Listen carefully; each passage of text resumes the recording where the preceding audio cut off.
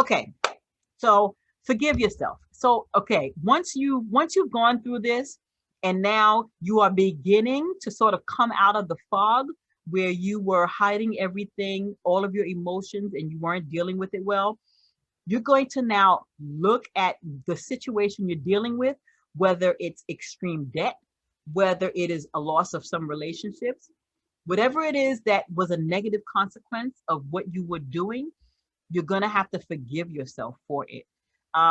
There are a lot of people who are in a bad place. They've gotten evicted with their kids. They have fallen into drugs and alcohol. They have, they've gone into bankruptcy. There are so many negative consequences that happen. And remember, I am a financial coach. So by the time I see people, like, the crap has literally hit the fan. And so now we have to kind of get them stabilize them, right? And then start working toward getting them in a better place. But they still kind of beat themselves up. They beat themselves up. They allow themselves to be beaten up. And you have to be able to forgive yourself. You have to forgive yourself, or you will end up back in the same place, because nobody wants to feel pain. We're human. We want to move ourselves away from pain and toward pleasure, right? That's what every vice is in this world is about. Remove yourself from pain, push yourself toward pleasure. And so if you're constantly beating yourself up about prior bad behavior, eventually you're going to need something to take away that pain, and it's going to be something that's going to be unhealthy again. Okay, so we're going to start turning our dreams, because once we've gotten to forgiving ourselves, we're going to start looking at our goals and planning to live our dreams. And so the next exercise, which I have down for you also, is what is your why? We want to understand, why is it you are wanting to change? What is it that you're wanting to do? Are you trying to provide a legacy for your grandkids and your children? Are you trying to buy your dream house? Are you trying to retire well? Like, what is it in the back of your head? If everything went right, if you did everything right from here on out, what is the goal? That is going to be your why. If everything you did worked from here on out, what exactly would it look like? That is what is going to go into this sheet called What is Your Why? I want you to write that down, because once we determine what your why is, then you will be able to deal with any of the hows, how we do it, how we get there. All of the hows I'm going to throw at you, you are going to be ready to rock, because your why is very firmly in place. And we're going to use that why to kind of shore you up when the going gets a little bit tough. And because all of these things take time, it takes time to go from bankruptcy to now you have 720 credit. It takes time to go from I am $40,000 in debt to having no debt. That doesn't happen overnight. You didn't get into debt overnight. You're not going to get out overnight. So when the going gets tough, and when you start having to kind of cut down on some of your, expenses in order to deal with that debt, sometimes you're going to want to go toward pleasure again, and we're going to stop you.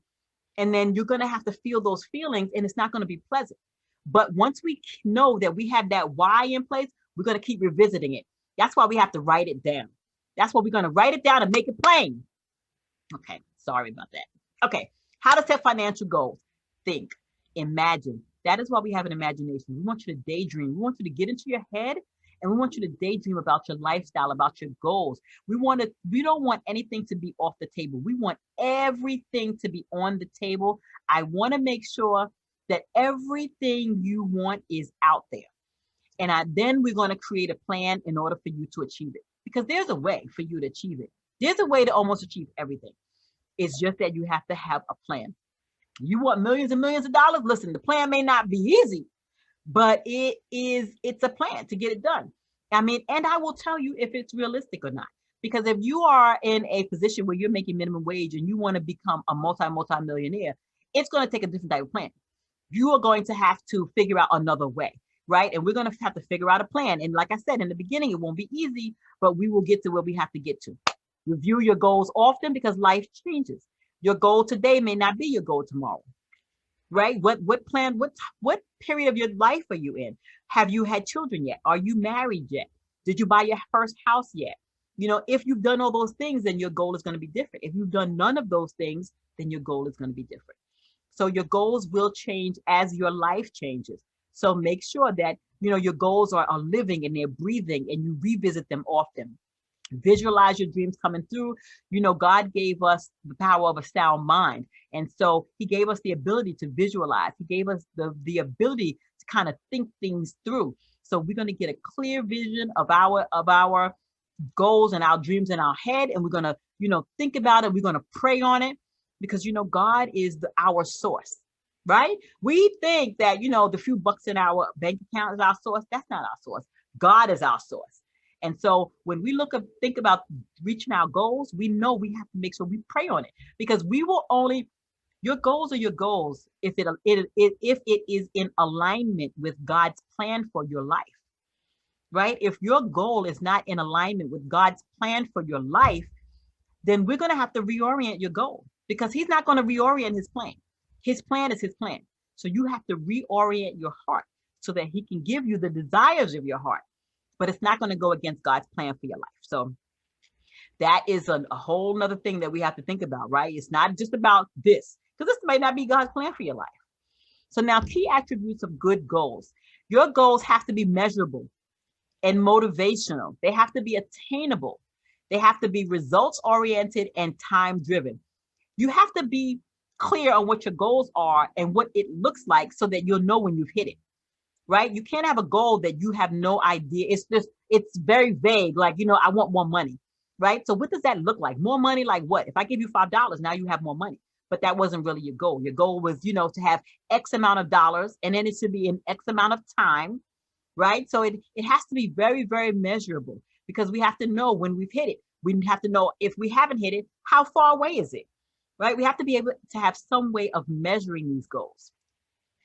So in order to set the financial goals, we write it down. So here is the outline. We write down our dreams. We organize the goal.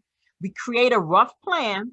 We review it often, because the rough plan means that it's not set in stone, right? We have a plan of attack that we review very often, but it has to be flexible, right? Because we're human. It has to be flexible.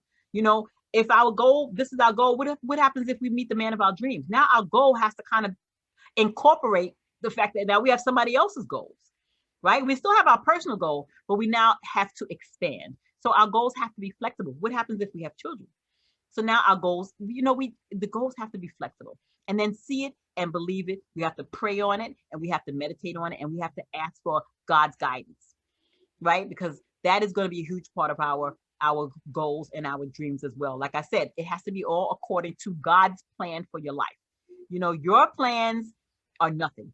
It has to be in alignment with God's plan for your life. Balance your goals against your life areas. This is not a race towards money, right? This is a race towards a balanced life. And so your goals should not just be, I want $1 million and that's my goal, and that's it. I'm going to work 1 million hours a day, and I'm just going to focus on that goal and money, and I need money. And once I get money, money is it. No, you have to have goals as it relates to your family and your relationships, which take priority. As a matter of fact, your spiritual self is first, because God is at the forefront and at the beginning of our life. And so we have to make sure that we honor that. So God first, family next. Your physical health and well-being. You have to give back. You have to tithe and offer, which should be up front. Because remember, we tithe first. So we have to do that. We have to give back. You get more by giving it away, right? The more you give, the more you get. People don't realize that they operate in life with very closed hands, and they're stingy, and they never have anything. That's because you have to open up. You have to give. Once you give, more will be given to you. Your money and your career, definitely there. We want that. But we have to realize that that's one of a bunch of different life goals that we have to look at. Your personal growth. You have to grow as a human being. Do you want to go to school? Do you want to learn how to knit? Do you want, what is it that you want to do to make yourself the well-rounded person that you need to be?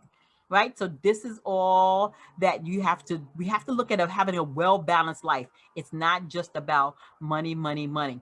You have to get all of these things in balance so that you will have a full life.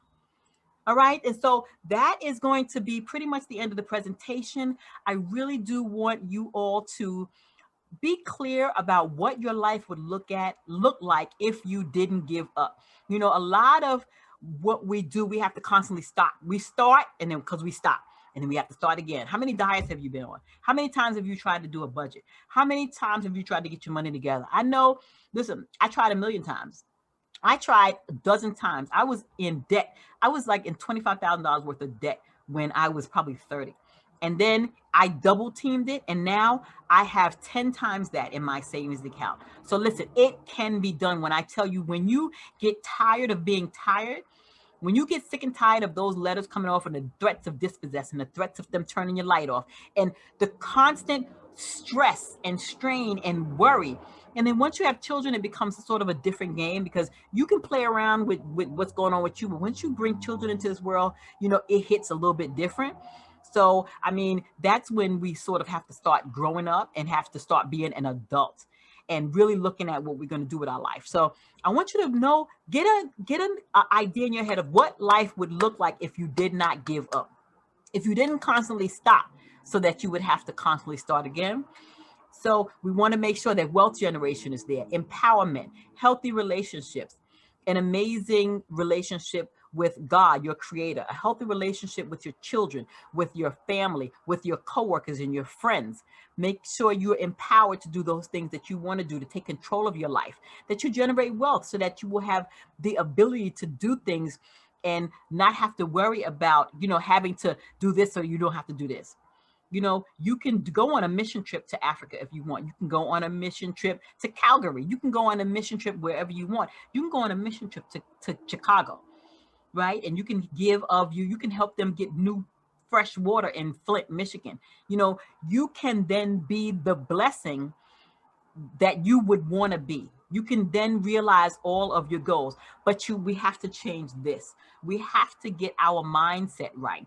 We have to start really thinking about how we move and how we operate and why. And exercise the muscles that say, you know what, I've done it this way, but I don't always have to do it this way. That change is not always bad. That change can be good, and that it could lead us down a new and brighter path.